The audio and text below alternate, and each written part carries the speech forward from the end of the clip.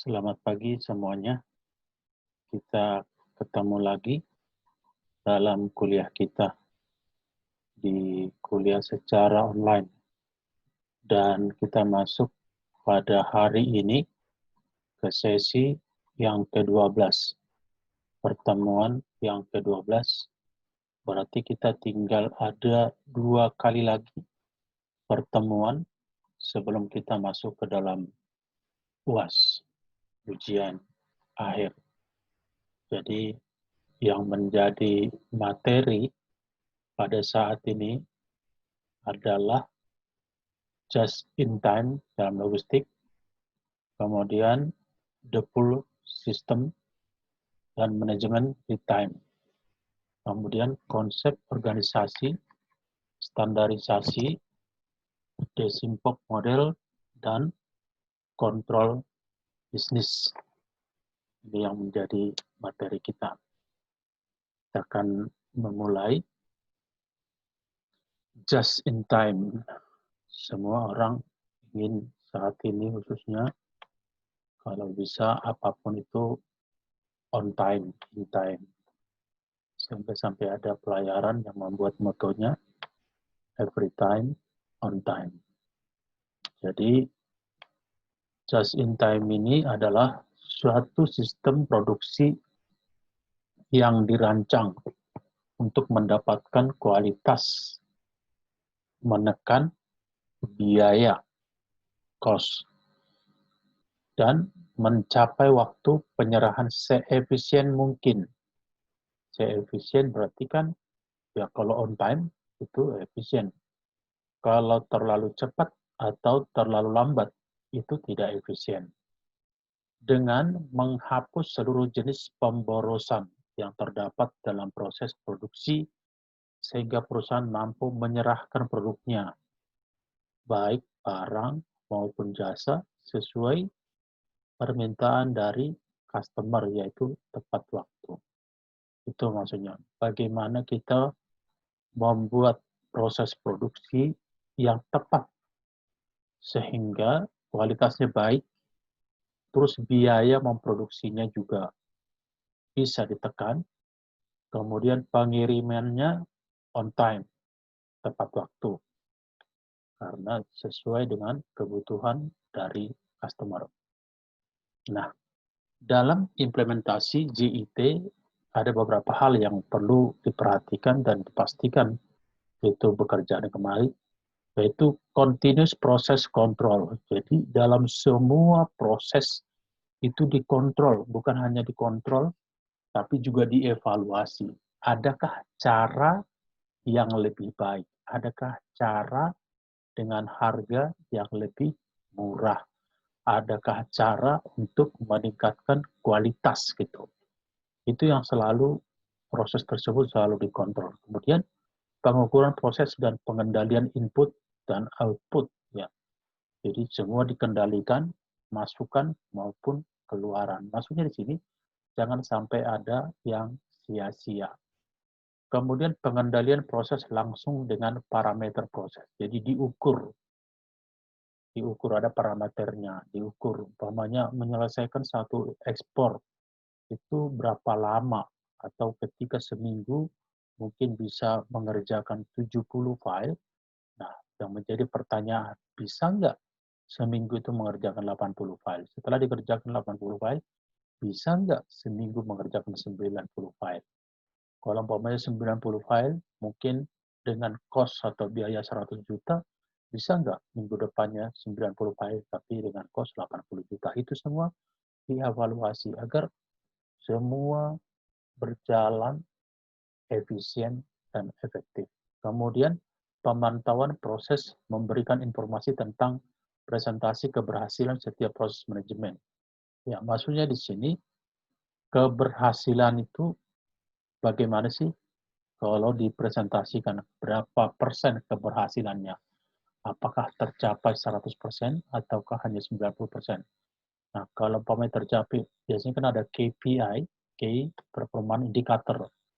Itu ada ukurannya. Kalau umpamanya dalam sebulan ternyata tercapai hanya 80%. Nah, tentu untuk bulan berikutnya harus diusahakan menjadi 90%.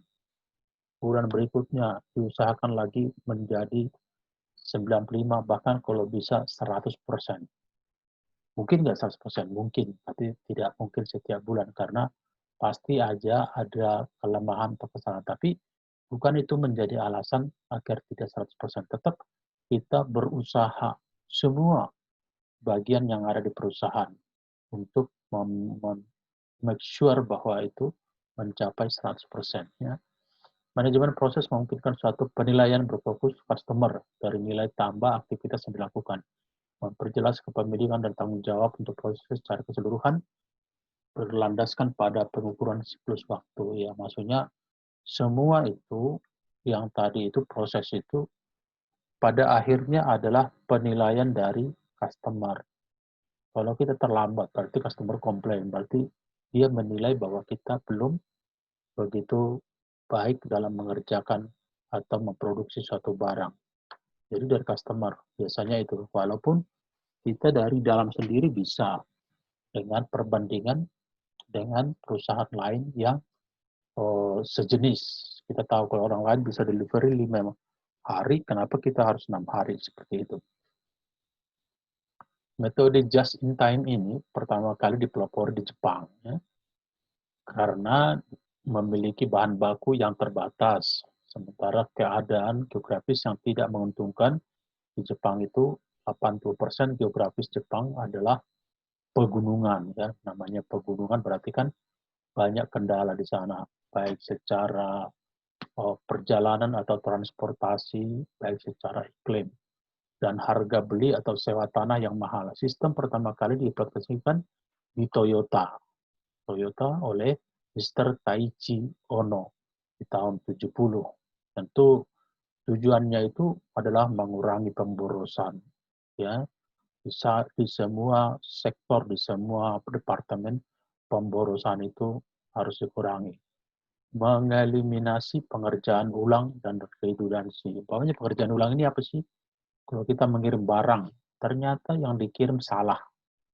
Mungkin mutunya, mungkin size-nya, mungkin modelnya salah. Nah, berarti kan harus dikembalikan dan dikerjakan lagi, dikirim lagi yang benar. Itu yang dimaksud dengan double job, pengerjaan ulang. Pekerjaan itu diulang-ulang dikerjakan. Dan itu tidak menambah nilai sama sekali terhadap barang.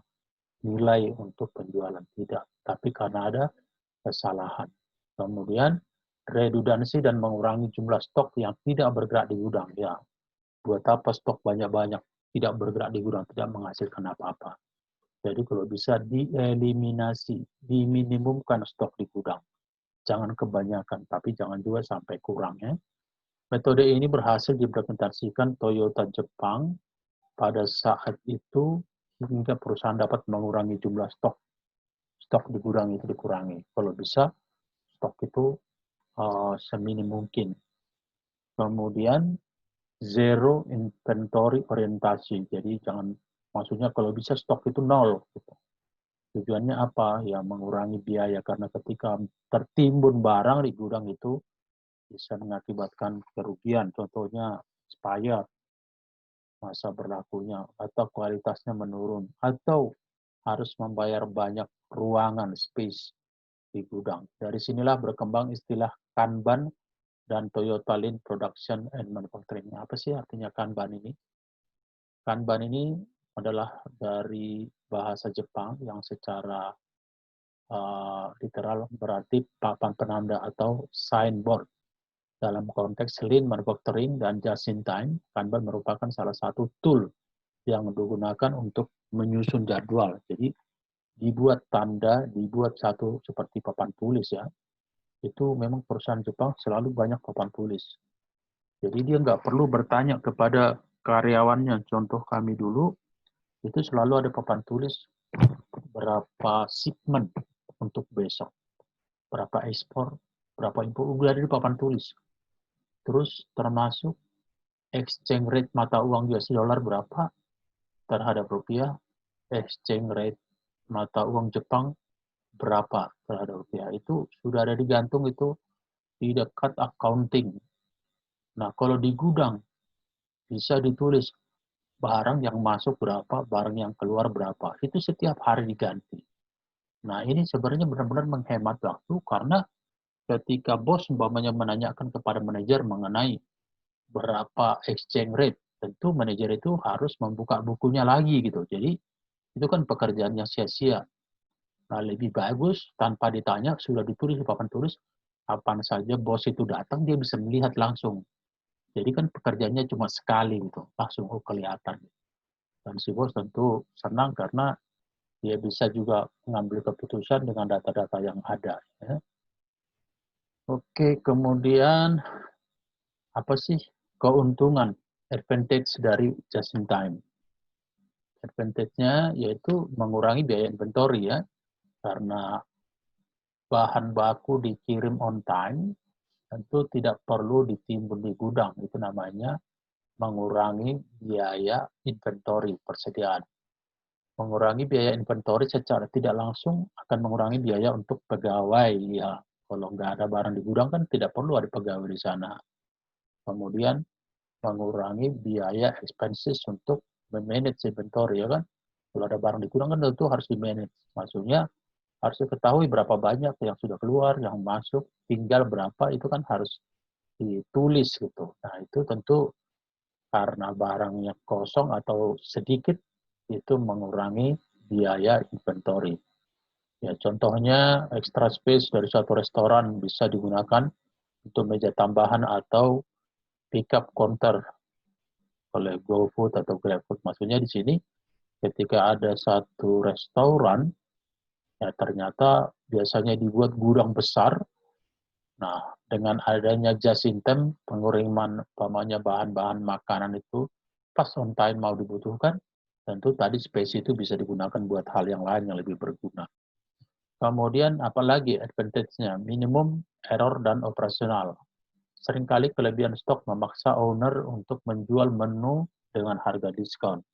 Dengan meminimalisir inventory seminim mungkin, owner bisa membuat strategi marketing yang lebih efektif. Maksudnya, kan ketika banyak barang dimasak umpamanya untuk makanan, buat daripada nggak laku, akhirnya dikasih harga diskon. Kadang-kadang kan ada juga tadi hotel gitu kan, kalau rotinya atau kuenya nggak laku setelah jam berapa sore, jam 5 gitu, itu dijual dengan diskon 30% atau 50%. Itu maksudnya daripada tidak laku, karena kebanyakan stok. Nah, kalau umpamanya diproduksi sesuai dengan permintaan, tentu tidak ada seperti itu diskon. Akhirnya menguntungkan lebih banyak bagi perusahaan. Apa sih kekurangannya dari just in time? Pertama di sini forecasting untuk demand yang tidak akurat ya kan, permintaan kan kadang-kadang meningkat, kadang-kadang menurun, itu maksudnya tidak akurat atau kurang akurat.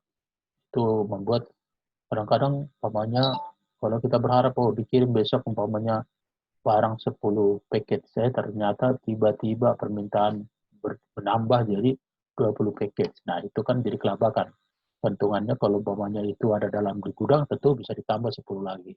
Atau sebaliknya diharapkannya besok ada 10 paket, ternyata yang laku cuma 7 paket sehingga ada sisa 3 paket. Nah, itu maksudnya forecasting untuk permintaan itu kurang akurat, kurang bisa diprediksi. Kemudian ada risiko keterlambatan dalam pengantaran ya.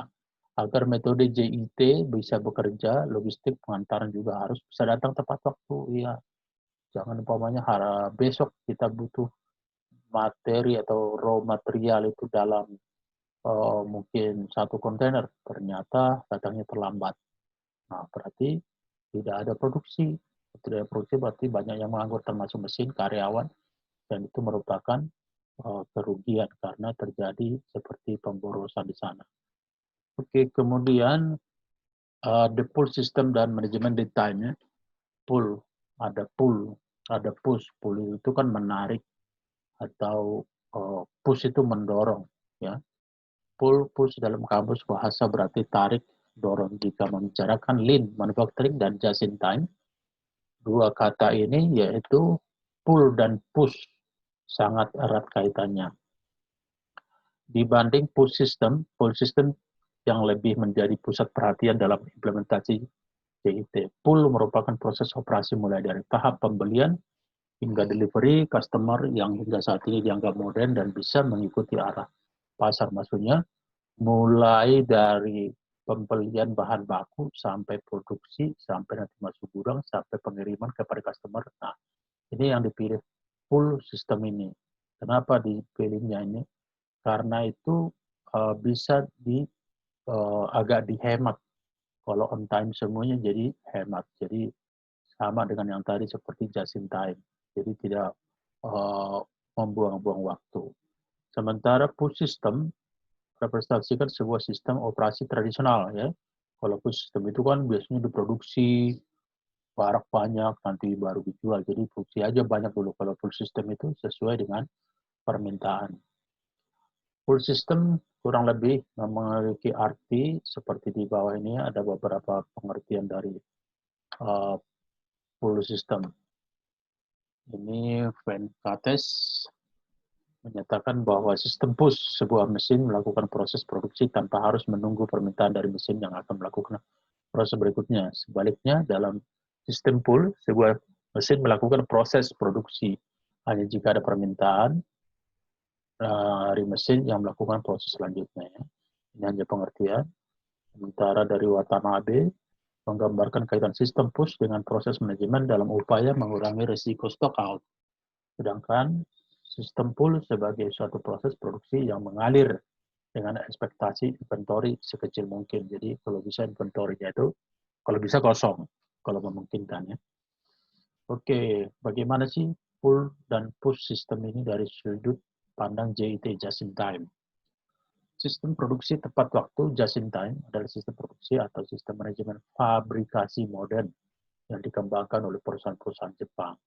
Prinsip dasarnya perusahaan hanya memproduksi jenis barang yang diminta sejumlah yang diperlukan daripada saat atau waktu yang dibutuhkan oleh konsumen. Just in time adalah suatu keseluruhan filosofi tadi kita ada pelajari ya, bagaimana biar bisa kargo itu waktu masuk juga on time, buat keluar juga on time, dengan tujuan untuk mengangkat produktivitas, mengurangi pemborosan atau kesia-siaan. Just in time berdasarkan pada konsep harus produksi berkelanjutan dan mensyaratkan setiap bagian proses produksi bekerja sama dengan komponen dia. Ini perlu setiap departemen itu bekerja sama sehingga tidak ada yang terlambat, tapi semua. Jadi sudah ada satu sistem atau suatu dibuat SOP, standar operasional prosedur, apa yang harus dikerjakan dan sampai mana gitu. Kalau itu berjalan dengan baik, dari proses A ke proses B ke proses C sampai barang itu dijual, itu akan berjalan dengan on time. Food system lebih umum dianut oleh kebanyakan manufaktur, terutama di Indonesia. Sistem produksinya berbasis kepada forecasting dan menghasilkan output dan jumlah besar yang nantinya masuk ke dalam gudang dulu gitu. Biasanya kan gitu. Namanya Bristol itu, mereka produksi dulu baru masuk ke gudang. Nanti setelah dari gudang, mereka ada pesanan, mereka langsung kirim gitu maksudnya. Jadi ada stok di gudang. Oke. Kemudian ada satu lagi dikit tadi. Food system sebetulnya tidak ada salahnya jika produk yang dibuat sangat umum dan permintaan akan produk tersebut sangat besar. Juga jika fluktuasi pasar tidak sering terjadi. Jadi bagaimana melakukan food system. Oke. Di sini ada tugas, tolong dikerjakan nanti di WA di jam kuliah. Tolong semua WA agar nanti bisa mendapatkan nilai dari saya, karena nanti ini merupakan kewajiban, yaitu memberikan PR, menilai PR nanti sebelum UAS. Baik, terima kasih, sampai ketemu minggu depan, dan selamat pagi.